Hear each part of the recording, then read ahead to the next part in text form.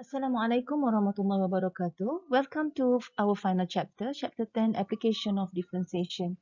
And the good news is, this chapter is exactly the same as what we have learned in SPM. So there's nothing new. So let's start. Dear students, by now we already have a solid concept of differentiation, what it is and how to do it, with a variety of functions and a lot of it.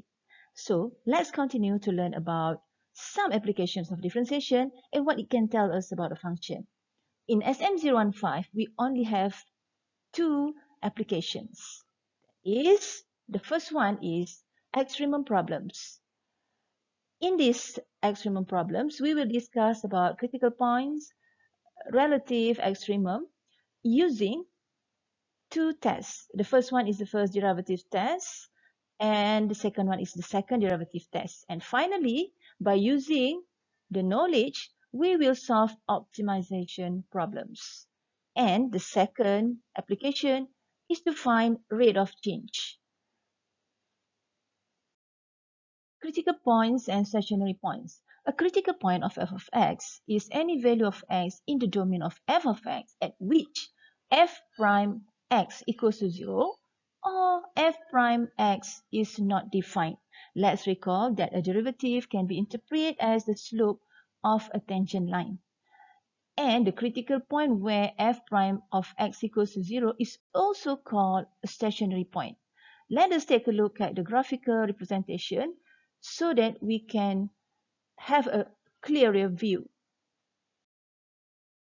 Stationary point. Untuk bentuk graf, kita akan nampak dengan lebih jelas bagaimana kita katakan titik tersebut adalah stationary point. Tapi kita kena ingat critical point lebih luas daripada stationary point.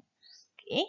So kita tengok dulu critical point. Critical point ada dua, iaitu di mana f prime x equals to 0 dan juga di mana f prime of x is undefined. Dan perhatikan, pada f prime of x equals to 0, tangentnya adalah horizontal. Ini menggambarkan f prime x equals to 0. Manakala untuk f prime of x is undefined, tangentnya adalah vertical. Untuk example yang pertama, find the stationary values and stationary points of the function f of x equals to 4x cubed plus 15x squared minus 18x plus 7. Okay, jadi kita get the derivative. F prime x adalah 12x kuasa 2 tambah 30x tolak 18. Dan kita cuba simplify dan finally kita factorize f prime x. Sebab apa? Sebab kita nak cari stationary point. Pada ketiga stationary point, kita bergantung kepada f prime x equals to 0. So, kita faktorkan dan kita equals to 0 supaya kita dapat nilai x. Dan x-nya adalah 1/2 dan juga negatif 3. Okay, sekarang kita dah dapat stationary points kita. Ada dua tempat.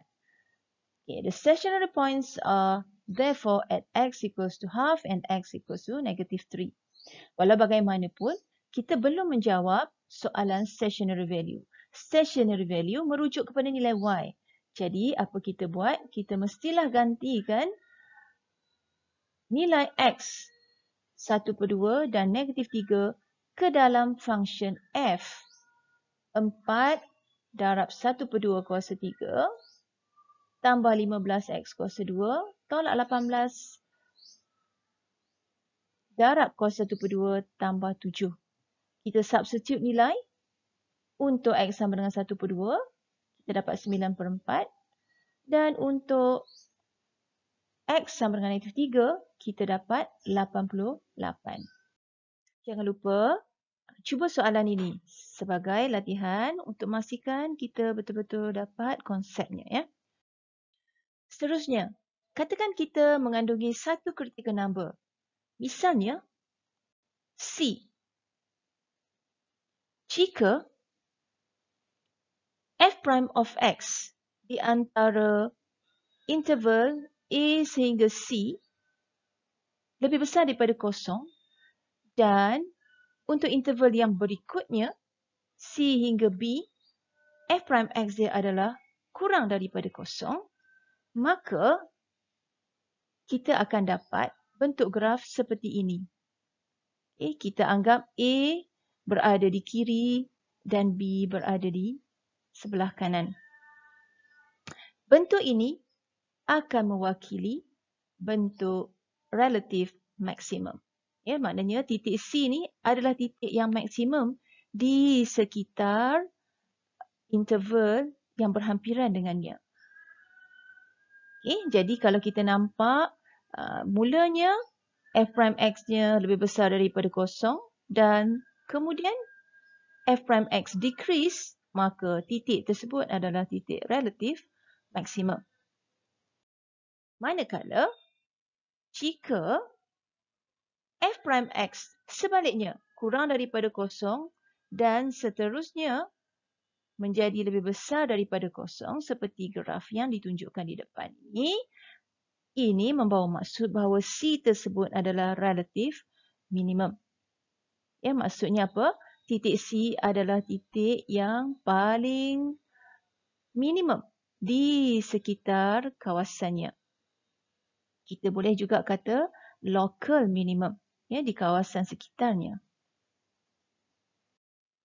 Dan seterusnya, tidak ada apa-apa perubahan pada differentiation tersebut. Seperti contoh graf yang diberikan di sini. Sebelumnya positif dan selepas C juga positif. Maka kita boleh buat kesimpulan bahawa tidak wujud relative extremum pada C. Ataupun kita kata C is point of inflection. Begitu juga jika kalaulah sebelumnya negatif dan selepasnya juga negatif, tetap tidak ada change of sign pada C, maka kita katakan sama juga tidak ada no relative extremum at C and C is called point of inflection. Cuba lihat exercise yang berikutnya. Find the maximum or minimum values of the function y sama dengan 2/3 x kuasa 3 tambah 3/2 x kuasa 2 tolak 2x tambah 5. Bagaimana kita nak mencari maksimum ataupun minimum value untuk function ini? Okay, we have 4 important steps. The first one is to find dy dx. So we have dy dx is 2x square plus 3x minus 2 daripada y tadi y 2/3 x kuasa 3 yang kita dah buat differentiation sebelum ni lah Okay, the second step is to set dy dx equal to 0 sebab kita nak cari titik ekstremum.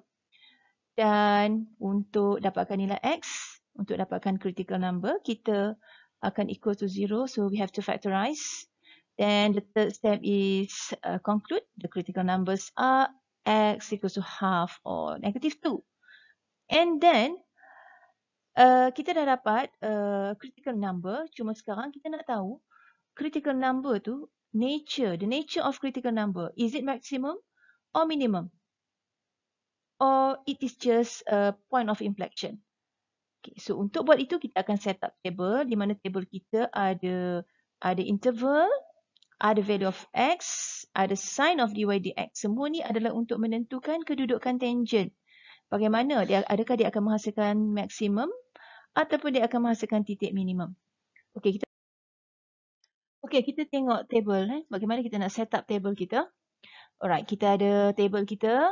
Kita ada interval. So sekarang kita punya critical numbers are negative 2 and half. Jadi kita akan bahagikan real number, the whole real number into 3 parts.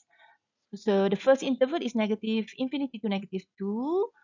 And kita sambung negative 2 sampai 1/2.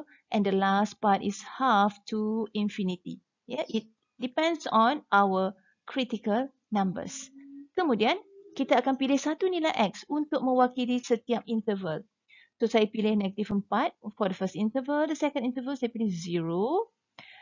And the last one, saya pilih 1. Kenapa kita nak pilih value of x? Sebab saya nak tahu keadaan dy dx sebelum negative 2 dan selepas negative 2, juga sebelum 1/2 dan selepas 1/2. So what happened? Because the sign is so important to determine the nature of x equals to -2, whether it is maximum or minimum. So, saya akan masukkan value of x -4 ni ke dalam dy dx. So, apa yang saya dapat adalah nilai yang positif.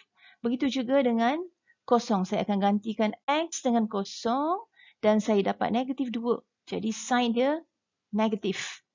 So, saya tak perlukan value, saya cuma nak sign sahaja. Ya, kita nak cari sign of dy dx sahaja sebab kita nak tahu kecurunan kita punya tangent. Okay, and the last one, untuk 1, kita dapat dy dx dia 1. Okay. Ya, contohnya kita masukkan -4 ya, contoh dia. Gantikan di tempat x tu -4. Kalau bagi yang tak pasti. Sama juga, gantikan tempat x dengan kosong dan gantikan tempat x dengan 1, kita akan dapat sign dia. Kita akan dapat nilai ya. Cuma kita tak akan ambil value, kita hanya ambil tanda positif atau negatif. Okey, so kalaulah sign dia positif, maksudnya dia punya graph tu is increasing. Ya, they increase from left to right. Ya, kemudian the next interval kita dapati sebab dy dx is negative, maksudnya dia decreasing. Ya, the function is decreasing. And the final interval kita increasing balik. So daripada sketching ni, a very rough sketching ni, kita dah nampak dah kedudukan -2 dan 1/2. Apakah nature kepada kedua-dua titik ini? So kita pun boleh buat kesimpulannya. Y has a maximum at x equals to -2. Nampak? Dengan jelas ni kita nampak. And bolehlah kita jawab soalan. Soalan minta local maximum value. Maximum value. So maximum value adalah nilai y. Jadi kita akan gantikan x -2 ke dalam y. So awak tak boleh keliru apabila kita ganti pada dy dx untuk dapatkan sign.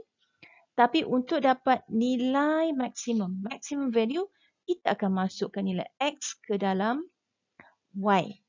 So kita dapat 29/3 adalah nilai maximum value untuk x equals to -2. Function ini mempunyai titik maksimum pada x sama dengan -2, iaitu nilai maksimumnya adalah 29/3. Okay, itu baru x sama dengan -2. Kita perhatikan pula x pada 1/2. Jadi kita perhatikan dy dx tu changes from negative to positive at x equals to half. Seperti dalam table tadi. Ya, daripada negatif kepada positif. So, dia punya rough sketching dia kita dah nampak dah bahawa di sini y adalah minimum. Ya, so y has a minimum at x equals to half. Okay, jadi sama juga untuk mencari value nilai yang minimum, kita akan masukkan x sama dengan 1/2 ke dalam y. Ke dalam y. So kita dapat masukkan dah 1/2 ni. Masukkan, kita akan dapat nilai dia adalah 107/24. Bagi yang tidak mengembari table, kita ada another option, iaitu menggunakan second derivative test. So this test is a lot simpler compared to the first derivative test. Bagaimana kita nak menggunakan second derivative test to determine the nature of the critical number? So what we do is we just find the second derivative test and we substitute the value, the critical number. So bila kita masuk dan kita dapati kalau second derivative tu is greater than 0, so kita boleh terus conclude that the function has a relative minimum at that point. Kalau dia less than 0, maka the function has relative maximum at that particular point. But if the second derivative equals to 0, it means that the test fails. it is inconclusive.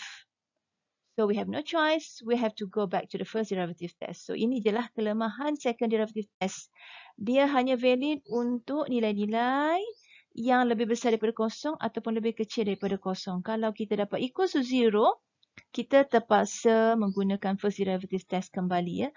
Okay, jadi dia tidak apply to all cases. There are certain cases that inconclusive. Let us take a look at example 3. By using second derivative test, find the relative extremum of the function x cubed minus 3x squared minus 24x plus 32. Let's take a look at the solution. So we have here f, x cubed minus 3x squared minus 24x plus 32. Okay, so the first step is to get the first derivative. So we have 3x squared minus 6x minus 24.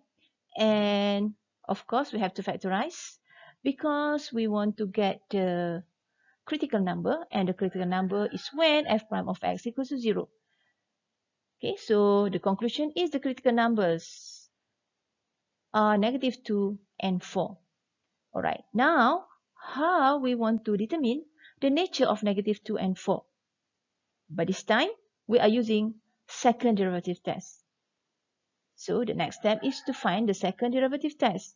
From 3x squared minus 6x minus 24, we get 6x minus 6. Okay, 24 is a constant, so the derivative is 0.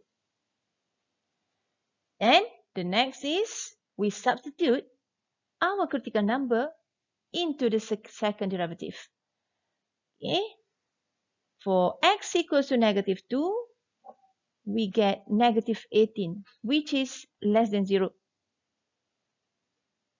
So it means that the nature of the point is maximum point. For the second critical number, that is x equals to 4, we get positive 18. It means that the nature of the point is minimum point. Alright, now we already know the nature of the critical numbers. So now we want to find the points. It means that we have to find out the y value for the x. Then we substitute x equals to negative 2 into the function to get the maximum value. So we get negative 2 to the power of 3 minus 3, negative 2 square minus 24 times negative 2 plus 32, we have 60. And the other one, x equals to 4, which is minimum point, we get negative 48 for the value. Alright. And I would like to stress out here, please do not get confused when we substitute into second derivative and when we substitute into the function. We substitute x equals to negative 2 into the second derivative to get the nature of the point. But we substitute x equals to negative 2 into the function is to get the value, the maximum value, so that we can answer the maximum and minimum point. Alright? Okay. So the conclusions here is negative 2, 60 is relative maximum of f, and for negative 48 is a relative minimum of f. Kita boleh menggunakan pengetahuan kita dalam menentukan critical value dan juga critical number untuk menyelesaikan masalah-masalah optimum. Di mana kebanyakannya kita menggunakan second derivative test yang lebih simple. So kita kena ingat bahawa f of x is maximum apabila f prime x equals to 0 dan f prime prime x less than 0. Manakala sesuatu function itu menjadi minimum apabila f prime of x equals to 0 dan f prime prime x greater than 0. Jadi, menggunakan pengetahuan ini, dapat membantu kita menyelesaikan masalah-masalah seharian. Walau bagaimanapun, untuk membantu, ada beberapa basic steps yang boleh kita gunakan. Yang pertama, kita kena jelas apakah variable yang kita perlukan untuk menyelesaikan masalah tersebut. Yang kedua, kita kena pastikan hanya single variable function. Yang ketiga, macam biasa, kita akan solve f prime x equal to 0. Dan step yang keempat, we have to verify. Kita kena verify menggunakan second derivative test untuk memastikan bahawa nilai yang kita pilih betul-betul memenuhi kehendak masalah tersebut. Dan seterusnya, jika diperlukan nilai y, maka kita mestilah mencari nilai y. Katakan kita nak menghasilkan satu kotak, an open top box. Kita nak hasilkan kotak tu daripada dengan memotong by cutting small congruent square. Kita nak memotong square daripada setiap bucu. Bucu apa? Bucu sekeping kerajang timah yang berukuran 12 kali 12. So timah ni pun square. Kemudian kita akan bending up the sides. Kita akan lipat sisi, setiap sisi supaya membentuk sebuah kotak. Soalannya, how large should the squares cut from the corners? Supaya the box hold as much as possible. Jadi dia nak tanya, berapakah nilai X yang patut kita potong di hujung ni supaya kita dapat satu kotak yang boleh mengisi paling banyak. Maksudnya dia nak suruh kita cari isi padu. Okey. Jadi kita tengok the first step kita kena pastikan, kita kena jelas variable yang kita minta. Jadi saya dah nyatakan tadi, variable yang kita nak cari adalah volume. Ya. So volume, kita nak volume yang maksimum. Ya, sebab dia kata dia nak yang paling banyak boleh mengisi barang. Okey, itu the first step. Second step adalah dengan melipat kerajang timah tadi. Ya. Jadi kita akan dapat isi padu. Isi padu mesti dalam single variable. So kita tengok isi padu kita dihasilkan bagaimana? Isi padu dihasilkan dengan mencari kelebaran dan juga panjang kepada tapak kotak tersebut, iaitu 12 tolak 2x. Sebab dimension asal kerajang timah tersebut ada 12 cm dan kita potong sebanyak x di setiap bucu. Jadi, untuk satu sisi kita dah hilang 2x. Oleh kerana kerajang timah itu berbentuk square, maka panjang dan lebar adalah sama. 12 tolak 2x dan 12 tolak 2x. Untuk volume, kita mesti cari ketinggian kotak tersebut. Ketinggiannya adalah x. Jadi, kita akan dapat isi padu kita adalah x darab 12 tolak 2x darab 12 tolak 2x. Kita expand, kita dapat 144x tolak 48x kuasa 2 tambah 4x kuasa 3. Kemudian seterusnya, kita akan solve macam biasa f prime of x equals to 0 dan kita akan verify. Cuba kita lihat bagaimanakah cara kita solve seterusnya. Untuk mendapatkan f prime of x equals to 0, kita mestilah menggunakan apa yang kita hendak cari, iaitu volume. So volume tadi kita ada x darab 12 tolak 2x kuasa 2 dan kita expand, kita dapat 144x tolak 48x square plus 4x cube. Dan kita differentiate. dv dx, ya. F prime x untuk kes ini adalah dv dx, ya. Volume, with respect to x.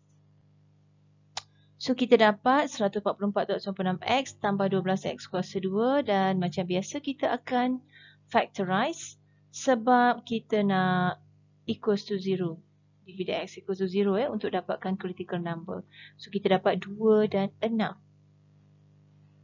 Kemudian kita masuk step yang keempat, kita nak verify adakah nilai x yang kita dapat akan memberi nilai maksimum seperti yang dikehendaki oleh soalan tadi.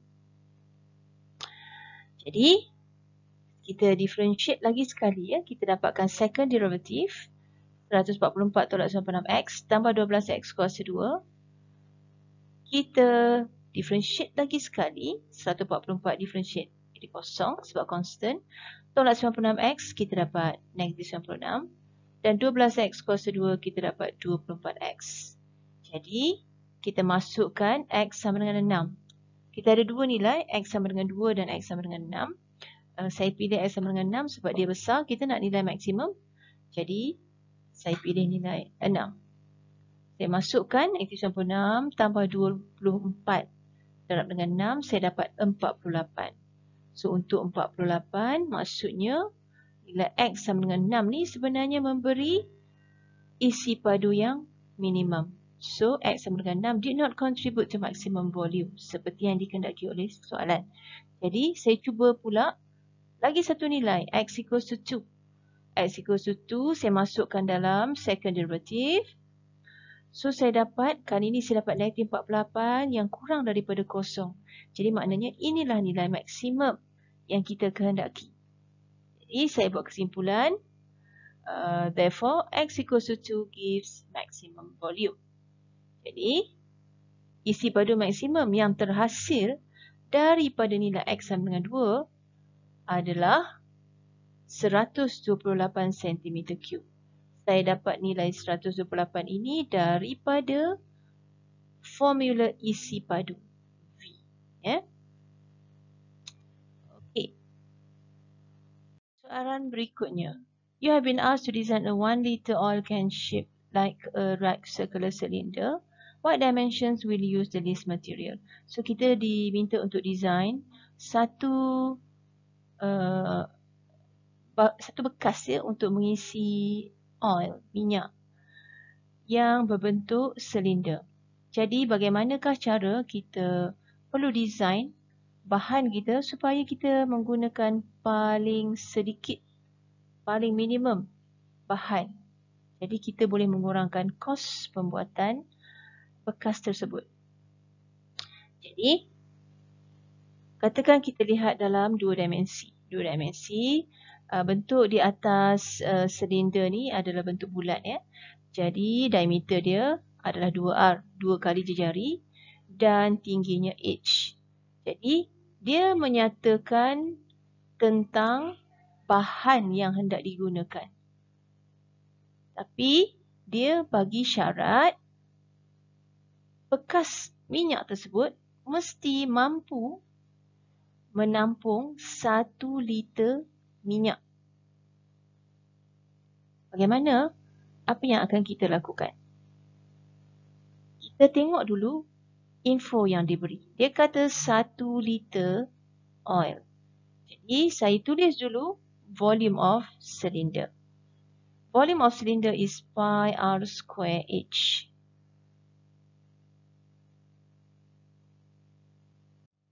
Seterusnya, pi r square H kita ni bersamaan dengan 1 liter oil ataupun 1000 cm padu. Ya. Jadi, kita boleh dapatkan H dalam sebutan R. Kenapa kita dapatkan H dalam sebutan R? Sebab step kita mestilah hanya menggunakan single variable. Jadi, kita cuba. Di sini kita ada dua variable, R dan H. Jadi, kita cuba ubah supaya hanya satu variable yang digunakan. Jadi, kita tahu bahawa H mestilah 1000 per pi r square. Barulah kita akan dapat satu bekas yang isi padunya 1 liter.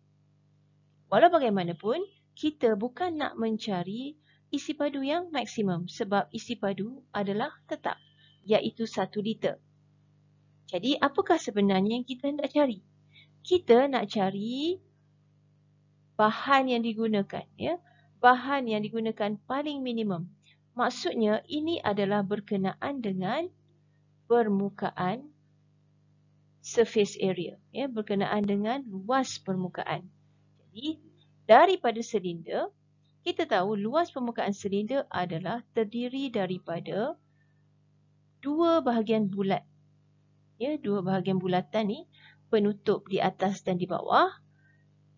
Bulatan, luas bulatan adalah pi r square. Oleh kerana kita ada dua, maka 2 pi r square.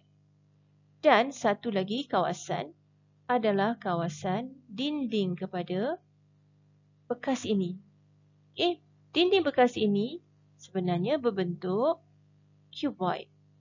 Di mana dia berbentuk cuboid dengan panjang adalah 2 pi r, iaitu circumference of circle.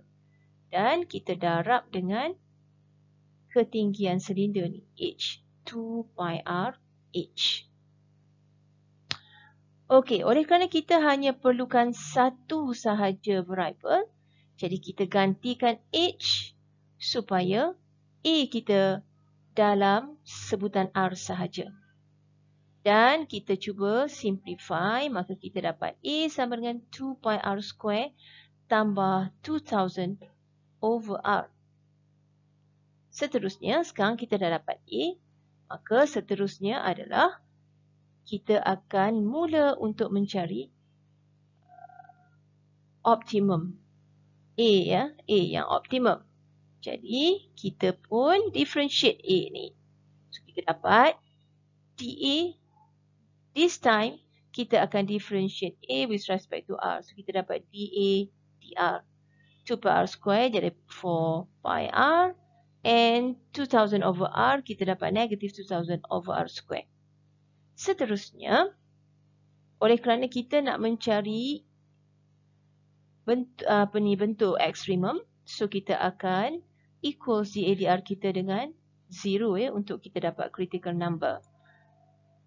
Apabila kita equals to 0, kita akan dapati bahawa R cube kita is 500 over pi. So R kita is cube root of 500 over pi. That is 5.42. Apabila kita dah ada R, maka kita bolehlah menggunakan H kita untuk mencari nilai bagi ketinggian tin ini. So, kita akan dapat 10.84. Masukkan R dalam 1000 per pi R square. Kesimpulannya adalah dimension yang akan menghasilkan the least material adalah H 10.84 dan R 5.42. Right, itulah dia dimension yang terbaik untuk meminimumkan penggunaan bahan untuk membuat bekas minyak tadi. Jadi, setakat itu dulu untuk kali ini. Do you have any questions? Feel free to ask your lecturer. Okay, see you next week. Bye-bye. Assalamualaikum warahmatullahi wabarakatuh.